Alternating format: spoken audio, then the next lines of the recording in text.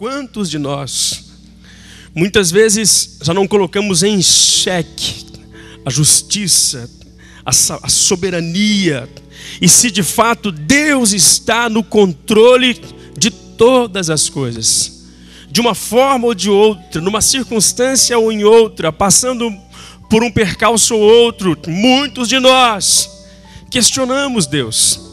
E eu entendo que por conta de aflições, por conta de batalhas, de guerras, de perdas, de labutas, de lutas, até tem fundamento algum dos nossos questionamentos, e de certa forma eles não são autodestrutivos, porque passando de um nível eles se tornam autodestrutivos, porque bloqueiam a nossa comunhão com Deus e maculam a nossa relação com Ele. Muitos de nós já vivemos situações assim. Isso em relação às nossas próprias vidas, mas às vezes vivemos também em relação ao próprio contexto político da nação. Diga-se de passagem, nós temos muitos políticos de uma conduta regada de seriedade, de comprometimento com a democracia e, acima de tudo, com o povo. Mas hoje nós vivemos um contexto, e quando alguns de nós olhamos para o Congresso, olhamos para o Senado, ou olhamos até mesmo para as administrações locais, são tantas coisas que nos deixam estarrecidos. E de certa forma muitas pessoas são afetadas por isso e acabam quase que se convencendo de que essa é a forma correta, o jeito certo de se viver. Porque tantas pessoas vivem assim, tantas pessoas agem assim, tantas pessoas se comportam assim, e na verdade elas estão de bem com a vida, sorrindo para todo mundo, prosperando cada vez mais, crescendo cada vez mais, desenvolvendo cada vez mais.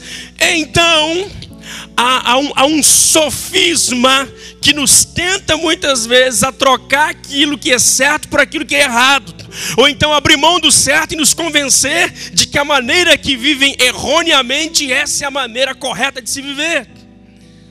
Quantos já não passaram por uma crise como essa? E essa era a crise de Asaf.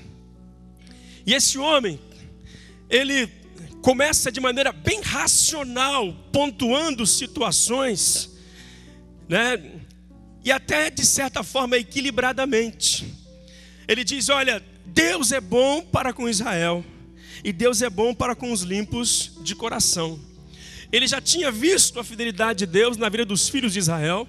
Ele já tinha também visto a fidelidade de Deus na vida daqueles que são limpos de coração.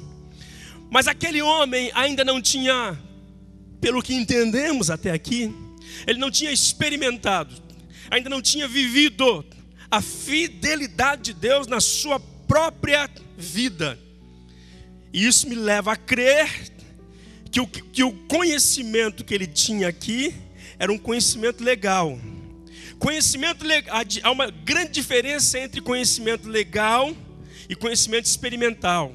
Uma coisa é conhecer a verdade legal, outra coisa é experimentar aquilo que a Bíblia diz a meu respeito. Tudo indica que Asaf era um profundo conhecedor. E você se lembra que nós pregamos na semana passada sobre a importância de crescermos na graça e no conhecimento. Eu preciso crescer na graça, mas preciso crescer também no conhecimento. São dois remos que nos permitem chegar ao nosso objetivo final, ao nosso porto seguro, que não nos deixa perder o foco. Não adianta remar só com o remo do conhecimento, porque se você remar só com o remo do conhecimento, tantas quantas forem as suas remadas, você não vai sair do lugar. Assim como também não adianta remar só com o remo da graça.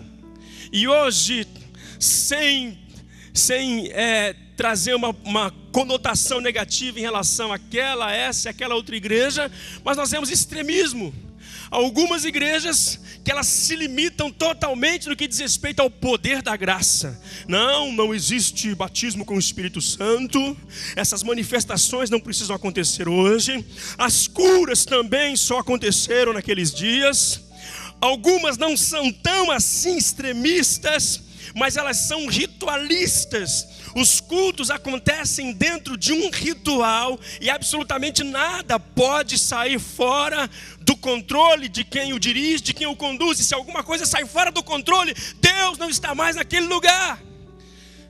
Então existem os extremistas que abortam, que cortam, que rejeitam, que repudiam tudo aquilo que é manifestação de Deus e prezam, né? E não estou dizendo que esse pesar seja errado, extremamente, intrinsecamente pelo conhecimento. Já outros que é graça.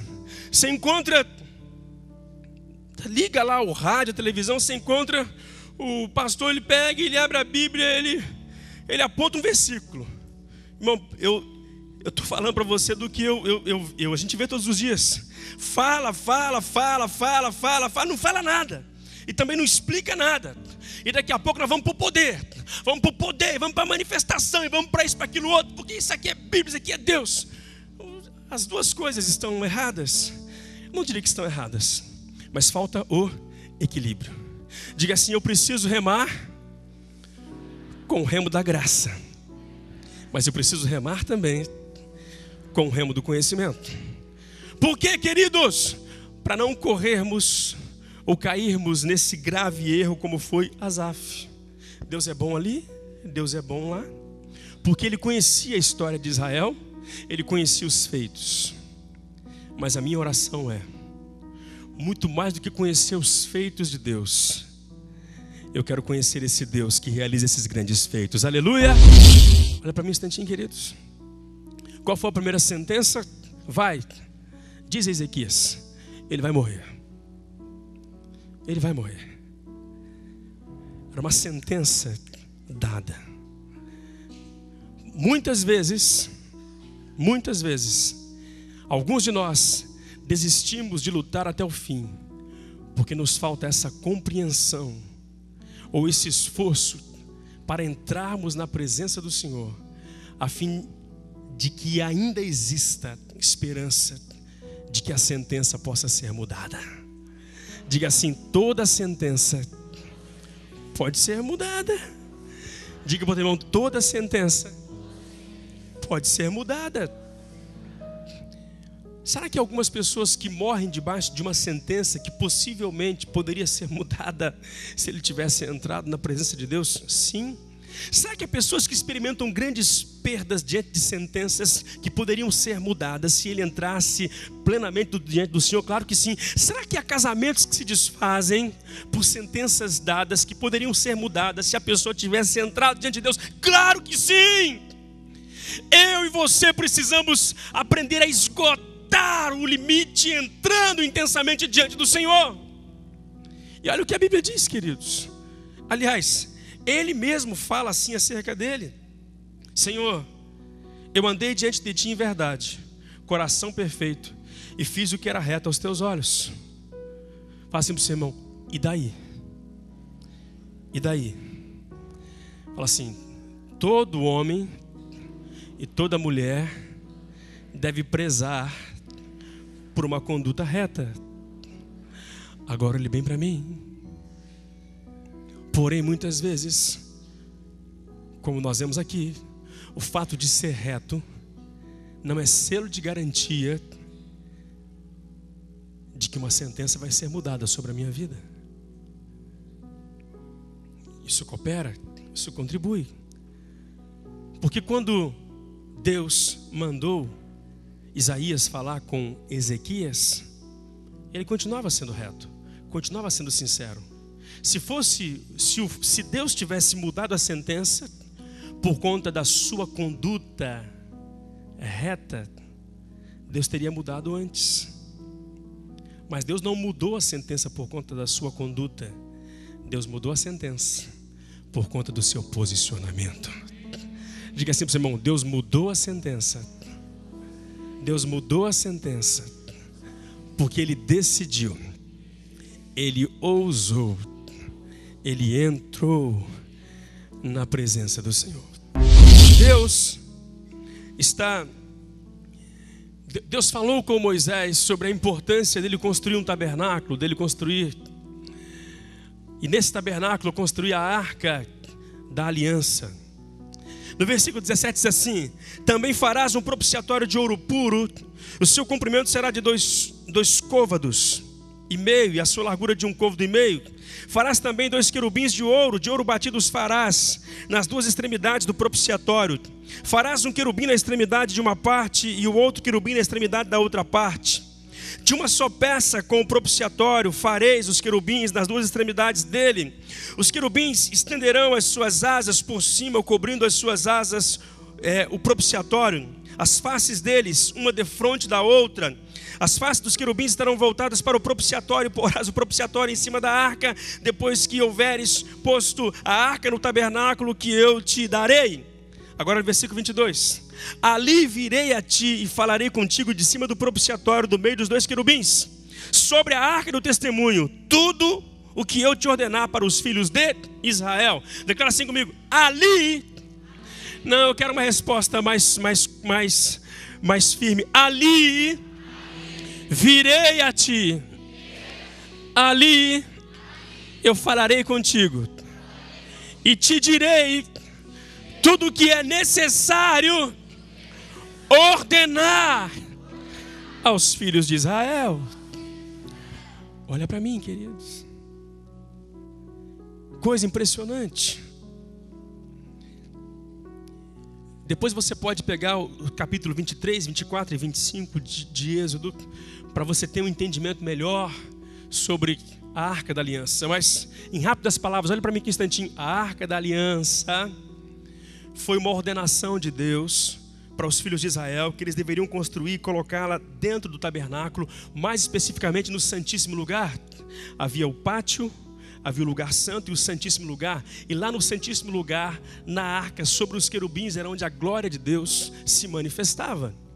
E lá no propiciatório, sobre a arca, o Senhor disse: nesse lugar, aqui, eu vou falar com você. Aqui, eu vou te dar a direção. Aqui eu vou te mostrar a maneira como você deve se comportar, a maneira como você precisa agir. Agora olha que coisa interessante, preste bem atenção aqui, querido, em nome de Jesus. Olha que coisa interessante. As demais coisas Deus delegou. Quando Deus pediu para que Moisés trabalhasse o tabernáculo com madeira, olha, chama homens especialistas em madeira e põe esses caras para trabalhar com madeira. Em relação a trabalhar com a prata, em relação a trabalhar com ouro, cobre lá as madeiras de acácia com ouro, né? Tem gente no seu meio que sabe fazer isso, que sabe fundir ouro, que sabe trabalhar com ouro. Chama esses caras, eles vão fazer. Também as especiarias, separa homens que tenham um cheiro aguçado, um paladar aguçado, para que eles possam trabalhar com essas especiarias. Mas em relação à direção e orientação, olha para mim, Deus disse: essa é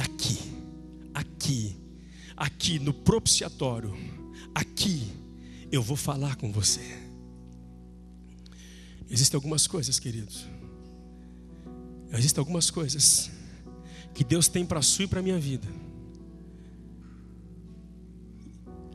que uma série de coisas vão nos ajudar a mostrar o caminho, mas é no seu tempo a sós com Ele, na presença dEle, que você vai conseguir ouvir com clareza em nome de Jesus. Aleluia! Diga assim para o seu irmão: existem algumas coisas que você vai ouvir com clareza e com certeza quando você decidir totalmente, completamente entrar na presença do Senhor. Ouça-me bem aqui. Quantos de vocês já tiveram uma doce, feliz experiência, seja numa reunião, vou falar no contexto da nossa visão, numa reunião de célula, oração 5:30 da manhã, um pratique na quarta-feira, que é a reunião de líderes, ou num culto de domingo à noite? Quantos de vocês já tiveram a doce e grata experiência de entrar com pesos, de entrar com dúvidas, indefinições, ou um coração turbado, e você foi na célula, você veio na oração, você veio no culto, você veio no pratique, e você saiu de forma diferente de como entrou. Quantos já tiveram essa experiência? Uau, levanta a mão bem alto, bem alto. Olha para o seu lado, hein? Olha para o seu lado. O que eu quero dizer para isso? O que eu quero mostrar para você com isso? Querido irmão, se você já teve a experiência de estar participando de uma dessas reuniões, e numa dessas reuniões Deus falou com você, porque ali existe, de certa forma, um teor da presença de Deus. Porque onde estiverem 2 ou 3 reunidos no meu nome, ali estarei no meio deles. Então ali tem algo de Deus. Amém? Então, se você já teve essas experiências de participar de alguma dessas reuniões, eu vi o Senhor falar no seu coração, agora, quanto mais quando reservamos tempo para entrarmos totalmente diante dele. O que eu quero dizer para você nessa noite é que existem algumas pérolas no coração de Deus. Existem algumas direções no coração de Deus. Existem orientações no coração de Deus. E Deus só vai repartir e compartilhar com você. Diga assim para o seu irmão: quando você decidir. Quando você decidir. Quando você se esforçar, se dedicar para entrar totalmente, completamente na presença dele. Eu tenho vivido muitas lutas que têm causado feridas dentro de mim, e cheguei a perguntar-me: onde estavas tu?